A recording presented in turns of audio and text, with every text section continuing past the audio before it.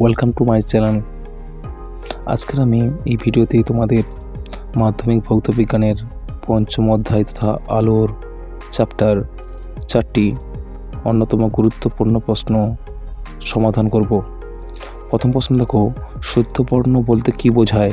প্রাথমিক বর্ণ, গৌণ বর্ণ, পরিপূরক বর্ণ, এই তিনটি প্রশ্নের সংজ্ঞা সমেত টিকা আমি সংক্ষিপ্ত আলোচনা করব।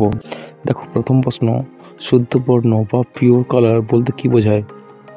উত্তরটা দেখো, সাদা আলোর বিচ্ছুরণে যে 7টি বিশ্লিষ্ট বর্ণ পাওয়া যায় তাদের পুনরায় বিশ্লেষণ করে কোনো নতুন বর্ণ সৃষ্টি করা যায় না। এই কারণে সাদা আলোর 7টি উপাদান বর্ণকে একত্রে শুদ্ধ বর্ণ বলে। চলো পরের প্রশ্ন, সংজ্ঞা দাও। প্রাথমিক বর্ণ, বর্ণালীর উপাদান বর্ণ লাল, সবুজ ও নীলকে উপযুক্ত অনুপাতে মিশিয়ে যে কোনো বর্ণ সৃষ্টি করা গেলেও অন্যান্য বর্ণগুলিকে বিভিন্ন অনুপাতে মিশিয়ে কখনোই লাল, সবুজ ও নীল বর্ণ প্রস্তুত করা সম্ভব হয় না। তাই এই তিনটি বর্ণকে একত্রে মৌলিক বা প্রাথমিক বর্ণ বলে। চলো পরের প্রশ্ন কী আছে দেখি। সংজ্ঞা দাও গৌণ বর্ণ।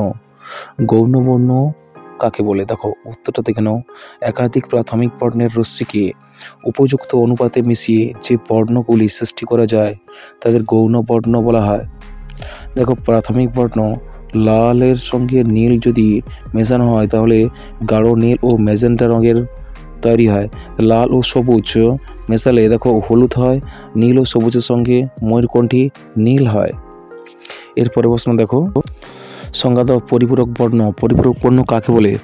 দুটি বর্ণে উপযুক্ত অনুপাতে মিশ্রণের দ্বারা সাদা বর্ণের আলো সৃষ্টি করা গেলে সংশ্লিষ্ট বর্ণদ্বয়কে পরস্পরের পরিপূরক বর্ণ বলে।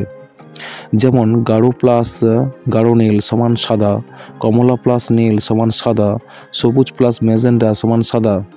দেখো স্পষ্টতই হলুদ ও গাঢ় নীল এবং কমলা ও নীল পরস্পরের পরিপূরক বর্ণ, সেরকমই সবুজ ও ম্যাজেন্টাও পরিপূরক বর্ণ।